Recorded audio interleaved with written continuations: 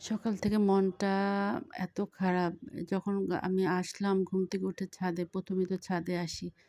এসে দেখি পানি দিতে যেয়ে একদম আমার সবগুলো গাছ নষ্ট করে দিয়েছে। এই যে এই বিচি থেকে এই চারাগুলো উঠিয়েছিলাম অনেক কষ্ট করে। এই বছর এমনিতে দেরি হয়ে গেছে আমার গাছ বুনতে। আর এখন যাওয়া একটু হইতেছে। এই পাখিতে এত অত্যাচার শুরু করছে। ঝাঁকে, ঝাঁকে চড়ুই পাখি এসে আমার গাছগুলো নষ্ট করে ফেলছে। এই বড় গাছগুলো এগুলো বাজার থেকে এনেছিলাম। এগুলোকেও শেষ করে ফেলছে। আমি কিন্তু ঢাইকা রাখছি নেট-টেট দিয়া, তারপরও আমার গাছগুলো শেষ। কি বলবো আর?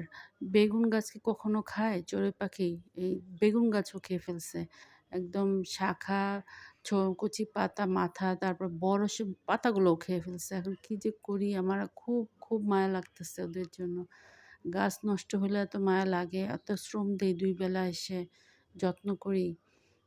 এই গাছটা তো একদমই শেষ। মনে হয় না এটা থেকে আর কিছু হবে।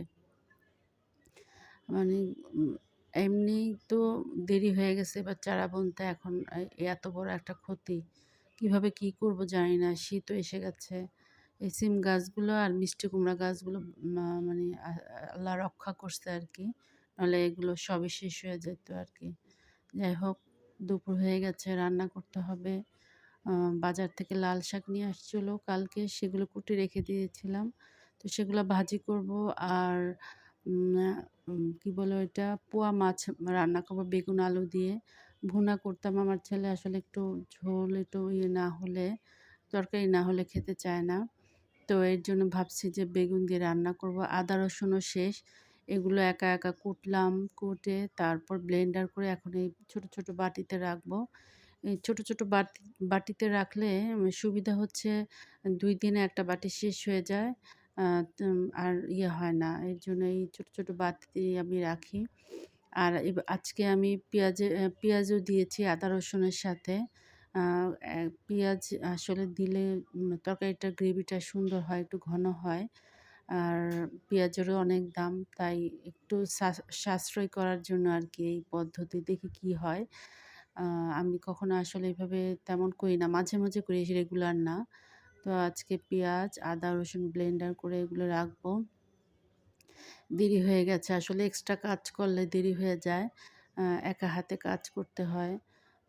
ঘরে তো আসলে কেউ এরকম হেল্প করার নেই। একাই সব করতে হয়। তো আজকে রান্না করব। শাকটা আ হয়ে গেছে আরকি। রসুন আর শুকনো মরিচ দিয়ে বাগার দেবো। আর সিদ্ধ করার সময় তো আমি এটার মধ্যে আ হলুদ, সরি কি বলছি আজকে মাথা একদমই নষ্ট। এই আসলে মনটাই খারাপ। আমার গাছের এই ছাদের গাছের কথা খালি মাথায় ইয়ে করতেছে যে কি করব? আ আর এই যে শাকটা বাগার দেওয়ার পর একদম চুলাটা তেলতেলে হয়ে গেছে। একটু গরম, গরম মুছে দিলাম। আর মাছ ভাজলেও একই অবস্থা হয় একদম। মাছ, মাংস এগুলো ভাজাভাজি করলে একদম চুলা-টুলা, ওয়াল-টোয়াল সব নষ্ট হয়ে যায়। তো এই আমি গরম চুলা মুছতে যেয়ে আমার হাতে যে কত গরম পাতিলের ছ্যাঁকা আর ওই চুলার ছ্যাঁকা খেয়েছি, কি বলবো আর? যে এখন ওই আ আদা, রসুন, পেঁয়াজের পেস্টটা দিয়ে একটু ভাজা, ভাজা করে তার মধ্যে সব ধরনের মসলা দিয়ে এখন কষাবো। কষিয়ে আলুটা একটু কষাবো আগে, তারপর বেগুন দিব। কারণ আলুটা একটু সিদ্ধ হতে সময় লাগে, বেগুনটা অল্প সময়তে হয়ে যায়। আরকি এইভাবেই ধনিয়া পাতা দিয়ে রান্না করব। তরকারিটা ভালোই লেগেছিল। আর এই মাছগুলা দিয়েছিল আমার মেয়ে, ও ভোলায় গিয়েছিল, তো ওখান থেকে এনেছে এই মাছগুলো। তো মাছগুলো বেশ বড়, বড় ভালোই হয়েছে মাছগুলো। আম এটা হতে থাক। আর ধনিয়া পাতাও দিয়ে দিব এর মধ্যে। তো কয়টা আমি লাল শাক রেখেছিলাম। লাল শাক আমি পাখিদের দিব। ওরা খুব পছন্দ করে শাকসবজি। এই হাঁড়ির মধ্যে ২ টা বাচ্চা আছে। ৬ টা ডিম পেড়েছিল। ৬ টা ডিমের মধ্যে আ ২ টা বাচ্চা ফুটছে আর বাকি ৪ টা নষ্ট হয়ে গেছে। এইটা ১ম বার বাচ্চা দিল ওরা। এর আগেরবার ডিম দিয়েছে কিন্তু তা দেয়নি। ও নষ্ট হয়ে গেছে। এইবার তা দিয়েছে কিন্তু ২ টা হইছে। আশা করি সামনের বার হয়তোবা বেশি হবে। তো ওরা খুব মজা করে কুটকুট শব্দ করে খাচ্ছে। ভালোই লাগে দেখতে, আমি দেখি। ওদের শাকসবজি শীতের সময় ধনিয়া পাতাটাও খুব পছন্দ করে।